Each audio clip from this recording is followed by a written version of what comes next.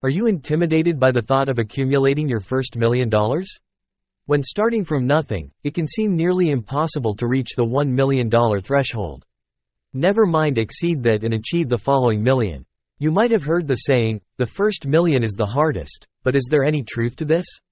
There are actually quite a few reasons that the saying is true, and you'd be happy to hear that once you become a millionaire, it's inevitable that you reach the second, third, and fourth shortly thereafter. Take a look at the reasons that support this theory. Make sure to stay to the end because you're going to be amazed at the math showing you how quickly $1 million will multiply. Welcome to Time Start channel, and I help teach people about money, personal finance, and investing. If you want to become financially free and not have to worry about money, make sure to subscribe to the channel and like the video if you find it helpful. It's been said that personal finance is 90% behavior and 10% knowledge, and getting the behavior portion ironed out takes some practice. One of the reasons it takes time to get off the ground when it comes to building wealth is that people don't know how to handle money. They don't know how to save, they don't know how to spend it wisely, and they don't know how to grow it.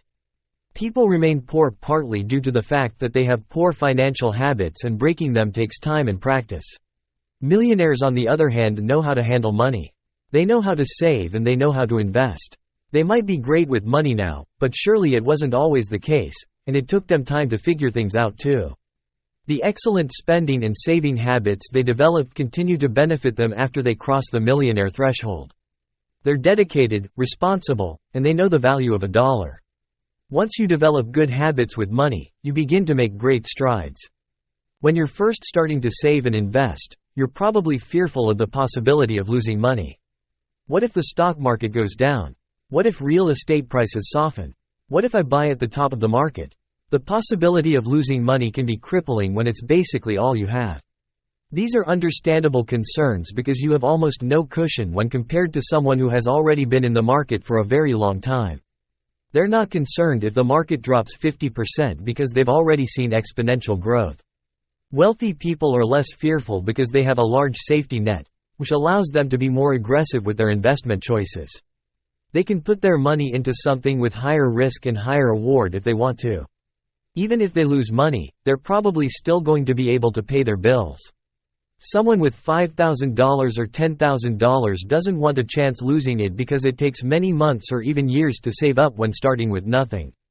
Of course, these people are still going to be wise of their investments and emphasize risk and reward. Millionaires are experienced when it comes to investing, so they have a pretty good grasp on how to preserve their capital as well as increase it. For example, they're not going to put their life savings into a single stock that someone told them to buy, and they're not going to pile everything into cryptocurrency. They want to continue to grow their capital, so they're going to put the majority of their money in proven investments that have a track record of profitability, not something speculative. Real estate, broad market index funds, and ETFs, in addition to businesses in which they're well versed, are popular investments among the wealthy, and they're very careful when it comes to using leverage. They might still put money into riskier assets, but they're only going to limit that to a very small percentage of their overall portfolio. You'd be right to assume that most millionaires have no bad debt or loans that don't make them money. They've paid most of their debts off, so their income is freed up. They're no longer sending payments to the bank, month after month, to pay for depreciating assets that they never should have bought, such as vehicles beyond their budget. If they do have a loan on a car or something, they've decided it's worth utilizing low-interest debt, so they can invest into assets that will provide them greater returns than the cost of the debt. Alternatively, they're paying themselves money so they can earn interest on it instead of the bank. In addition to being debt-free, or at least free of bad debt, wealthy people often use low-interest debt to their advantage, to buy income-producing assets that will far exceed the interest they're paying. This could be financing investment properties that provide a healthy return on investment. Before reaching the first billion, most people are focusing on other obligations, such as paying down student loans, clearing up credit card debt, and other things that don't necessarily have a big influence on their net worth. Banks love to lend money to people who know how to handle it. Lending to a qualified borrower means the bank is likely to get its money back, in addition to some profit. If you're already wealthy, you'll find it easier to borrow money for many things, especially purchases that are going to provide you with a return on your investment.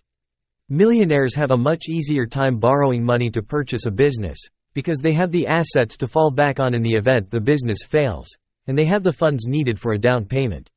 It's also much easier to borrow money for real estate investments that can further increase net worth. A millionaire has a much better chance of financing a multi-unit apartment building that can substantially increase their net worth. This access to capital, in addition to the knowledge of how to grow it, makes for incredible opportunity. Those with little to nothing saved are going to find it challenging to get a bank to lend the money for either of these things. As you become wealthier, the funds you continue adding to your investments are almost meaningless, but the growth accelerates at an incredible pace, and the annual returns are much higher than you earn from working. When you first began investing, your account probably didn't even budge, unless you were piling money into it month after month, and even then, it probably seemed like it barely grew over the course of 1 year. Take for example, a $50,000 investment portfolio which might grow $5,000 in an average year. Compare that to a $500,000 portfolio which could grow an average of $50,000 in 1 year. Further, a $1 million portfolio might grow an average of $100,000 per year. How does that $100,000 of growth in 1 year compare to how much you can personally save? When your account is already large, the growth will be almost entirely due to interest, and only a tiny portion will be from your contributions. It makes very little difference whether you continue to let the money compound on its own, or if you continue to add to it. Of course, compound interest is the main factor that makes the first million the slowest, and the subsequent millions come much faster. But this isn't possible without developing excellent money behaviors, knowing how to balance risk and reward, and knowing how to invest wisely. Once you accumulate $1 million in your investment portfolio, you could sit back, relax, and not contribute another penny to it, and it would grow very quickly. If it were invested in the S&P 500 earning an average rate of return of about 10%, it would grow to $2 million in 7 years. After 4 more years, it would be worth about $3 million, and in about 3 additional years, it would have grown to a whopping $4 million. Without adding another dollar, it grew from $1 million to $4 million in about 14 years. For comparison, it would take between 29 and 30 years for someone starting with nothing, investing $500 per month, earning a 10% annual return to accumulate $1 million. You can really see how powerful the snowball effect can be. The power of compound interest is incredibly apparent once you have an established nest egg, and you'll be amazed at how fast your money grows. If it seems like you're never going to be able to reach your first million, never mind your second or third. Remember that building wealth gets easier and easier. Progress starts out at a snail's pace, but as you accumulate more money, you're going to be pleasantly surprised at how things accelerate.